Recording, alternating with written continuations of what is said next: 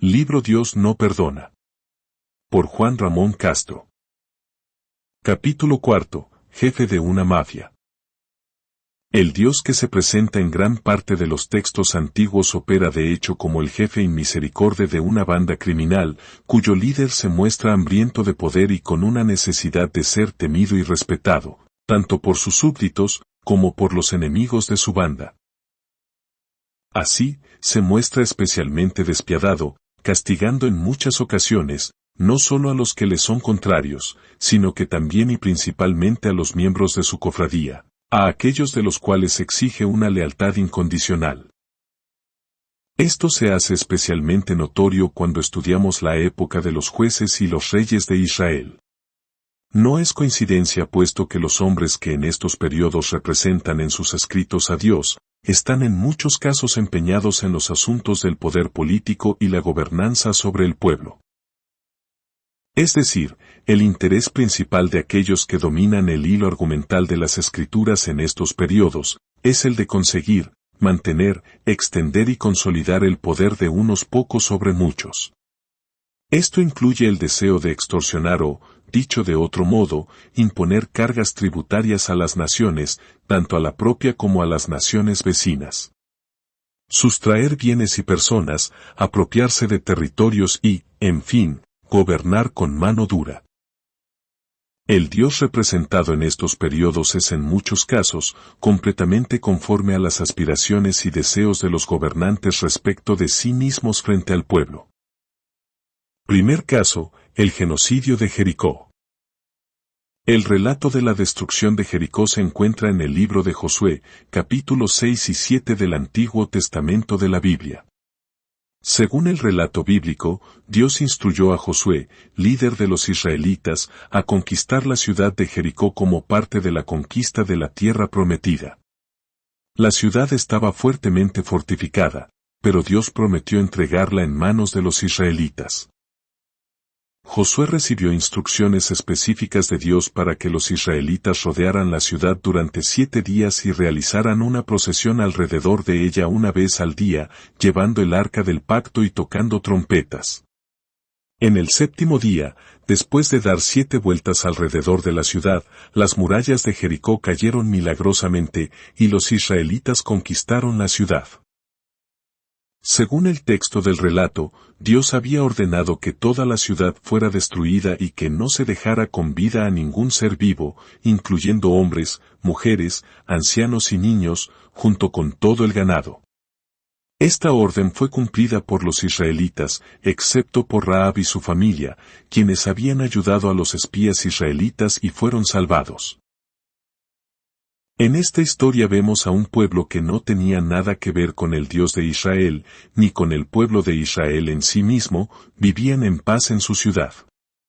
Pero llegó este pueblo nómada, el cual primero les amenazó y asedió, para luego entrar en su ciudad y perpetrar una barbarie. Esto encaja perfectamente en la definición de crimen de lesa humanidad o genocidio. Los habitantes de Jericó fueron muertos por el hecho de ser habitantes de Jericó, simplemente fue el primer golpe en la mesa, la primera muestra de fuerza, no se me dio oferta o negociación alguna según el relato, solo se quería infundir miedo y terror a los pueblos vecinos. El objetivo de esta masacre fue mostrar a los otros pueblos que había un nuevo matón en el condado, alguien capaz de cegar la vida de sus mujeres, sus niños, sus ancianos y sus varones trabajadores o de guerra, sin contemplación alguna, sin mediación y aún menos misericordia. Es un acto de terror. Uno dirigido según los que lo justifican, por un Dios, uno al que ellos llaman Jehová. Sé que esto suena duro, pero, póngase usted por un momento en el lugar de una familia de 6 en Jericó, se dedican a la agricultura y tienen 4 hijos. Papá sale de viaje a las ciudades vecinas a vender parte del producto que les ha dado la tierra, mientras en casa, la familia pasa los días, cuidando de su tierra y preparando ciertos productos de conserva, mientras los niños crecen, aprenden y juegan. Cuando de buenas a primeras un pueblo desconocido rodea la ciudad, cuando papá quiere regresar unos días después, es avisado de que su ciudad aún a 3 días de camino, sufre un asedio y nadie puede entrar o salir. preocupado sopesa sus opciones, al amanecer sale en dirección a su ciudad para observar más de cerca lo que sucede y evaluar opciones para entrar o intentar defender en algún modo a los suyos. Mientras tanto, mamá les pide a los niños que no salgan a jugar fuera de la casa, intenta primero encontrar una forma de salir de la ciudad, sin éxito, y luego busca cómo esconder a los pequeños.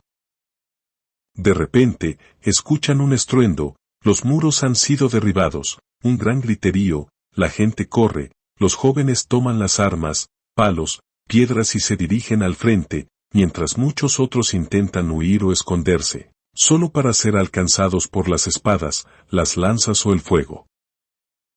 Todos perecen aquel día, mientras papá, que ha apurado el paso, alcanza a ver a lo lejos el humo negro que se extiende por el amplio cielo, teniendo por base su amada ciudad, la que le vio nacer, la que le dio a sus hijos, a su mujer y su sustento por tantos años. ¿Qué ha de sentir este padre? El acto cometido por el pueblo invasor, a las órdenes según se dice de su caudillo y de Dios, ¿podría ser considerado como un buen acto? Es evidente que este fue un mal acto, cuya autoría intelectual es atribuida según los perpetradores a su Dios, al que ellos llaman Jehová, y cuyo objetivo, repetimos, es tanto el de infundir miedo y quitar la esperanza a otros pueblos, como el de arrebatar la tierra y los recursos que ésta puede ofrecer. Segundo caso, emboscada a Ai. En el libro de Josué capítulos 7 y 8, se nos narra la historia de Ai, otra ciudad que tendría una suerte parecida a la de Jericó. El texto cuenta sobre un primer intento de tomar Ai por manos de un grupo armado enviado por Josué, los cuales fueron derrotados y se vieron huyendo de los defensores de aquella ciudad. Luego se narra que Dios habría revelado que el motivo de la derrota fue que un personaje llamado Acán, uno de los invasores israelitas, tomó de Jericó tesoros y los ocultó, a pesar de que Dios les había ordenado no tomar nada de aquella ciudad. Luego de ser decretado por mano de Josué, Acán y su familia fueron ejecutados en el desierto como castigo, no solo a Acán, sino también a sus hijos y todo lo que poseía, con la crueldad ya acostumbrada. Leemos en Josué 7 versos 24 al 25. Entonces Josué, y todo Israel con él, tomaron a Acán hijo de Zera, el dinero, el manto, el lingote de oro, sus hijos, sus hijas, sus bueyes, sus asnos, sus ovejas, su tienda y todo cuanto tenía, y lo llevaron todo al valle de Ase. Y le dijo Josué, ¿por qué nos has turbado? Túrbete Jehová en este día. Y todos los israelitas los apedrearon, y los quemaron después de apedrearlos. Fin de la cita. Pasado este episodio nos dice el capítulo 8, que Jehová les envió a conquistar a Ai, prometiendo que serían destruidos igual que Jericó, con la salvedad de que en esta ocasión debían robar todas sus posesiones. Es decir, el plan era matar a todos los de Ai y robar sus ganados y sus joyas, vamos, un saqueo o asalto a gran escala del todo impiadoso. Leemos en Josué 8 versos 1 al 2. Jehová dijo a Josué, no temas ni desmayes, toma contigo toda la gente de guerra, y levántate y sube a Ai. Mira, yo he entregado en tu mano al rey de Ai, a su pueblo, a su ciudad y a su tierra. Y harás a Ai y a su rey como hiciste a Jericó y a su rey, solo que sus despojos y sus bestias tomaréis para vosotros. Pondrás, pues, emboscadas a la ciudad detrás de ella. Fin de la cita. Así que, prepararon una emboscada ordenada por Dios a Josué, del siguiente modo. Mientras amenazaban con entrar en la ciudad por su parte frontal, un grupo de israelitas se ocultaban, cuando los de Ai salieron para defender su ciudad. Los israelitas fingieron ser derrotados y huyeron con la intención de ser perseguidos. Cuando ya estaban lejos en su persecución, entonces los que estaban escondidos entraron a la ciudad para destruirla, incendiándola por completo. Luego atacaron en conjunto a los defensores y una vez derrotados regresaron a la ciudad para acabar con la vida de mujeres, niños, ancianos y toda persona de aquella ciudad, así como para tomar los despojos, los animales y toda riqueza. Si uno lo piensa bien, suena a una historia de terror, porque los que quedaron en la ciudad, luego de ser derrotados su rey y sus defensores, fueron eliminados uno a uno a filo de espada y despojados de todo lo que tenían. A todas luces un gran genocidio, un gran crimen de lesa humanidad, una gran obra de un dios del mal, un caudillo que le representa y un pueblo que le sigue. Tercer caso, exterminio de Amalek. En época del rey Saúl, Jehová le pedido por medio del profeta Samuel, destruir a todos los de Amalek. Leemos en 1 Samuel 15 versos 1 al 3. Después Samuel dijo a Saúl, Jehová me envió a que te ungiese por rey sobre su pueblo Israel, ahora, pues, está atento a las palabras de Jehová. Así ha dicho Jehová de los ejércitos, yo castigaré lo que hizo Amalek a Israel al oponérsele en el camino cuando subía de Egipto. Ve, pues, y hiere a Amalek, y destruye todo lo que tiene, y no te apiades de él, mata a hombres, mujeres, niños, y aun los de pecho, vacas, ovejas, camellos y asnos. Fin de la cita.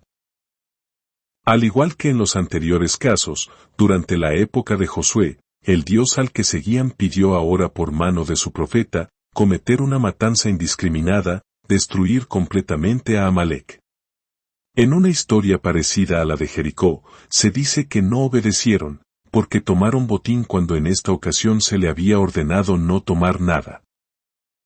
Siendo que esta era la primera gran misión para el rey Saúl, cabe pensar que el cometido era el mismo que aquella gran primera misión dada a Josué, infundir miedo, exterminando un pueblo por completo, sin tomar de ellos nada. Un gran golpe despiadado y sin sentido práctico, más allá que el de producir terror en los pueblos vecinos. De igual manera, por el hecho de haber tomado dicho botín, sin el permiso divino, Saúl y su dinastía habrían sido condenados a caer, lo mismo anunciado por el profeta Samuel. Cabe destacar que al igual que en el caso del diluvio en Génesis 6, se nos presenta un Dios antropomorfizado que se arrepiente. Leemos en 1 Samuel 15 versos 10 al 11. Y vino palabra de Jehová a Samuel, diciendo, me pesa haber puesto por rey a Saúl, porque se ha vuelto de en pos de mí, y no ha cumplido mis palabras. Y se apesadumbró Samuel, y clamó a Jehová toda aquella noche. Fin de la cita. Cuarto caso, el arca homicida. Después de que David se convirtiera en rey de Israel, buscó traer el arca del pacto de vuelta a Jerusalén para establecerla en un lugar que él consideraba apropiado. Durante el transporte del arca, un hombre llamado Usa tocó el arca para evitar que se cayera del carro que lo transportaba. Sin embargo, cuando lo hizo, Dios lo hirió y murió instantáneamente. Leemos en 2 Samuel 6 versos 6 al 7. Cuando llegaron a la era de Nacón, Usa extendió su mano al arca de Dios, y la sostuvo, porque los bueyes tropezaban. Y el furor de Jehová se encendió contra Usa, y lo hirió allí Dios por aquella temeridad, y cayó allí muerto junto al arca de Dios. Fin de la cita. El arca era usada por los israelitas en aquel tiempo como una especie de objeto mágico, que les debía ayudar en la guerra contra sus enemigos. Creían que en ella se encontraba la presencia de su Dios. Pero el arca estaba en manos de los filisteos en ese momento. La historia de cómo los filisteos consiguieron el arca del pacto está registrada en el libro de 1 Samuel, capítulos 4 al 6, en el Antiguo Testamento de la Biblia. Durante la época de los jueces en Israel, los israelitas estaban luchando contra los filisteos. En un intento de ganar la guerra, los israelitas llevaron el arca del pacto al campo de batalla, pensando que traería la victoria a su lado. Sin embargo, los israelitas fueron derrotados, y el arca fue capturada por los filisteos. Después de llevar el arca a su territorio, los filisteos experimentaron una serie de calamidades, incluyendo la aparición de tumores y enfermedades entre ellos. Interpretando estos eventos como un castigo del Dios de Israel, los filisteos decidieron devolver el arca a los israelitas. Vemos por tanto en todo esto, la imagen de un Dios que ante el más mínimo descuido puede matar sin piedad alguna, aun a uno de sus propios siervos, muy parecido a los clásicos villanos del cine. Usa simplemente extendió su mano, posiblemente por instinto, para salvar la carga apreciada que se les encomendó llevar. Esto contrasta fuertemente con la actitud del Dios representado por Jesús. En un caso como el de la mujer enferma de flujo que le tocó y en lugar de morir por ello, fue completamente sana de su enfermedad. Aunque esta imagen del Dios de Jesús, así como la imagen de un Dios bueno están contenida en capítulos que veremos más adelante, no quería desaprovechar la oportunidad de mostrar en este fragmento lo que entiendo es una contradicción en la personalidad respecto de la imagen disociada de dos dioses, los cuales actúan completamente distinto uno del otro. Uno que mata a alguien por solo haber tocado algo considerado sagrado por accidente y otro que salva a aquella mujer que aún a escondidas y premeditadamente se atreve a tocarle. Me es difícil resistirme a hablar de ese Dios que nos mostró Jesús, tan distinto. Pero en este capítulo seguimos hablando del Dios mafioso, así que continuemos. Este Dios tiene la aparente necesidad de infundir un gran miedo a sus súbditos, provocar terror, de tratar a sus adoradores como esclavos, cuya vida carece de valor alguno aún frente a simples objetos materiales construidos por manos humanas. Pero el punto y propósito importante es la obediencia absoluta influida por el terror, es el fin de este relato sobre la muerte de Usa a manos de este Dios gánster. Quinto caso, fuego abrasador, lección a los rivales. Se encuentra en Segunda de Reyes capítulo 1. La historia empieza cuando el rey Ocosias, habiendo caído por una ventana y después de quedar gravemente afectado de salud, envió a mensajeros a consultar a Baal-Zebub, dios de Ecrón, queriendo saber si sanaría o si moriría después de todo aquello. Evidentemente este era un dios rival y estaba representado por una clase sacerdotal y por profetas diferentes al Dios y la tradición del profeta Elías, no era Jehová. Pero los mensajeros fueron interceptados por Elías con un mensaje negativo para el rey. Leemos en Segunda de Reyes 1 versos 3 al 4. Entonces el ángel de Jehová habló a Elías Tisbita, diciendo, levántate, y sube a encontrarte con los mensajeros del rey de Samaria, y diles, ¿no hay Dios en Israel, que vais a consultar a Baal-Zebub, dios de Ecrón? Por tanto, así ha dicho Jehová, del lecho en que estás no te levantarás, sino que ciertamente morirás. Y Elías se fue. Fin de la cita. Los mensajeros regresaron y el rey supo que Elías le mandaba decir estas malas noticias. Pero a la vez le informaba de su falta, al querer consultar a otro Dios, uno que no es el Dios de Israel, al Dios de la otra banda. Elías le acusaba de ser desleal al Dios de su pueblo y del castigo que esto le traería. Así que, el rey envió a un grupo de hombres a buscar a Elías, un capitán de 50 con sus 50 nos narra el texto. Pero, cuando encontraron a Elías, teniendo temor de ellos invocó a su Dios, el cual envió fuego del cielo y quemó a todos aquellos hombres vivos. Esto mismo pasó con un segundo equipo enviado por el rey a buscar a Elías, todos perecieron en el acto. El tercer grupo salvó la vida porque su capitán rogó a Elías por sus vidas, y narra la historia que un ángel le dijo a Elías, no temas y ve con él y así sucedió. Es interesante y aterrador a la vez, observar cómo este Dios y su profeta habrían matado a todos estos hombres sin mediar más que pocas palabras, todo ello en medio de un cierto conflicto entre Elías y el rey. Sexto caso, ejecución de los rivales. La lección a los rivales teológicos vino también de la mano de el mismo Elías. Se dice que Elías y su Dios habían provocado una gran sequía en Israel, matando de hambre a muchas personas, y sumiendo en la miseria a tantas otras. Leemos en Primera de Reyes 17 verso 1.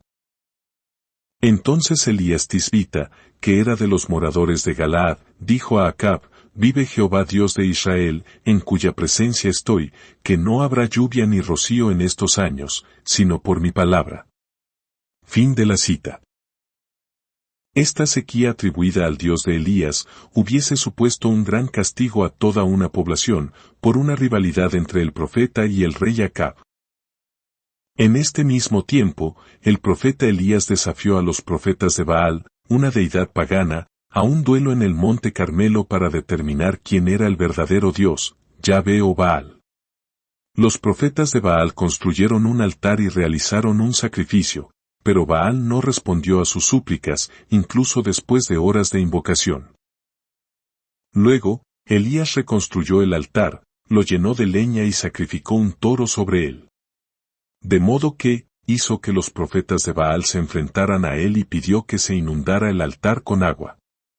Después de orar a Dios, el fuego cayó del cielo y consumió el sacrificio, la leña, las piedras y el agua, demostrando así que Yahvé era el Dios verdadero y poderoso. Después de esta demostración del poder de su Dios, Elías ordenó que se capturara a los profetas de Baal y los llevaran al arroyo de Quizón, donde los ejecutó.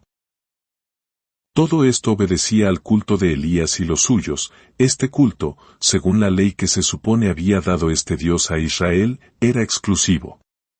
No se toleraba la existencia de otros cultos, de otras creencias, la pena por faltar a estas leyes era la muerte. Este Dios no podía convivir con personas que tuviesen otras creencias, se retrata así a un Dios violento, intolerante y cruel. Es importante destacar que, en los libros de la ley se encuentran mandamientos que ratifican todas estas acciones como correctas. Ejemplos. Mandamiento de matar a profetas y predicadores de otros dioses. Deuteronomio 13 versos 1 al 5. Mandamiento para destruir ciudades y cometer genocidios. Deuteronomio 20 versos 10 al 18. Mandamiento de muerte por profanación de templo.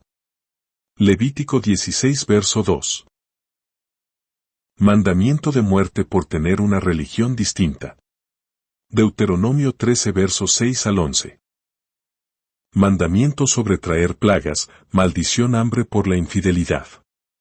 Deuteronomio 28 verso 15.